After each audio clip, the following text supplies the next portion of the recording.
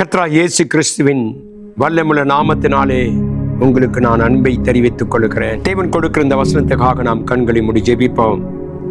கிருபையும் இரக்கமும் அன்புமுள்ள நல்ல ஆண்டவரே, இந்த காலையிலே எங்களோடு கூட பேச போகிற இந்த ஜீவ வார்த்தைகளுக்காய் ஸ்தோத்திரம். எங்களை ஆசீர்வதியும்.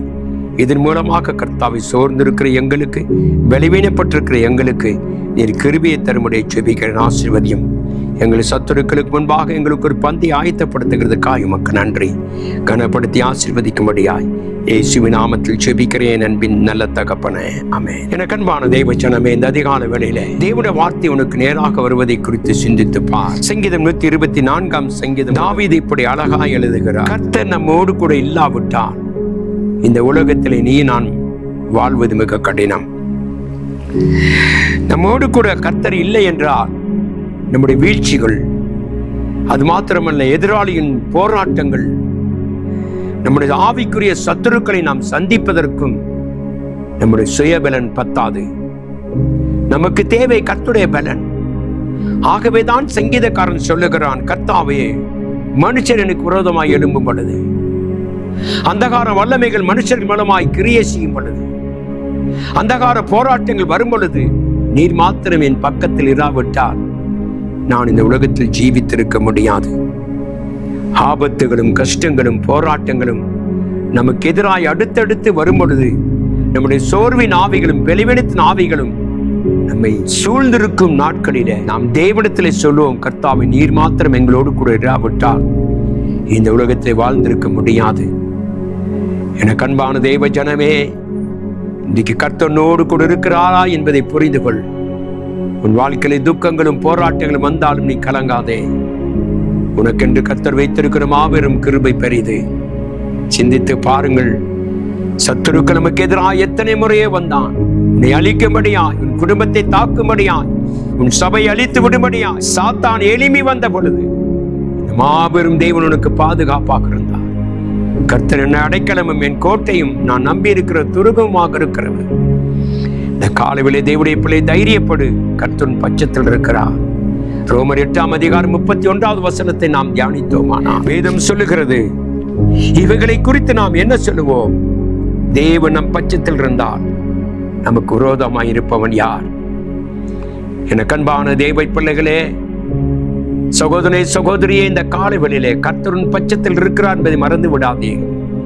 சோதனைகள் வரும் பொழுது, போராட்டங்கள் வரும் பொழுது, சத்துருக்கள் வரும் பொழுது, எதிராளிகள் வரும் பொழுது, நம்முடைய சோர்வுகள் நம்மை தட்டும் பொழுது நாம் சொல்ல வேண்டும், கர்த்தாவே நீர் என் பட்சத்தில் இருக்கிறீர், நீர் என் பக்கத்தில் இருக்கிறீர்.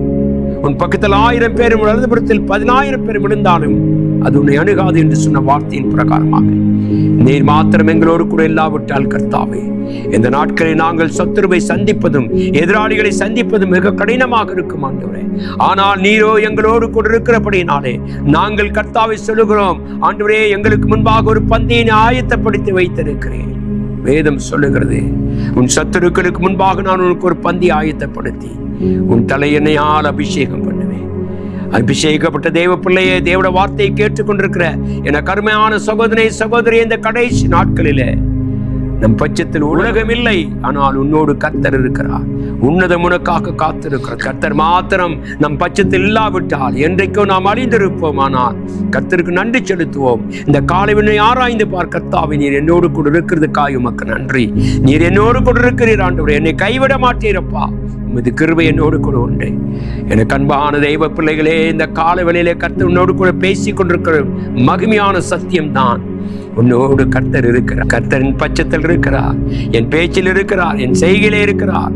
என்னோடு கூட இருக்கிற இடத்திலே அவர் என்னோடு கூட இருக்கிறபடினாலே கர்த்தாவை மனுஷன் எனக்கு என்ன செய்வான்? மனுஷனுடைய வார்த்தைகள் என்ன செய்யும்? ஓ கர்த்தருடைய பிள்ளையே, இந்த காலவெளியில அவர் நம் பட்சத்தில் இருக்கிறார். தைரியமாயிரு, விசுவாசத்தோடு கிருபாசனத்தை அன்னைக்கு வா. உன்னை ஆசீர்வதித்து மகிமைப்படுத்தி உன்னை பாதுகாக்கிற தேவன் உன்னோடு கூட இருக்கிறார் என்பதை மறந்து விடாதே. கர்த்தர் நம் பட்சத்தில் இருக்கிறபடினாலே நாம் சோர்ந்து போக வேண்டாம். ஆகவேதான் சங்கீதம் 124 கர்த்தர் மாத்திரம் பக்கத்தில் இல்லாவிட்டால் என்றைக்கோ நாம் அழிந்திருப்போம். என்றைக்கோ நம்முடைய குடும்பம் அழிந்திருக்கும்.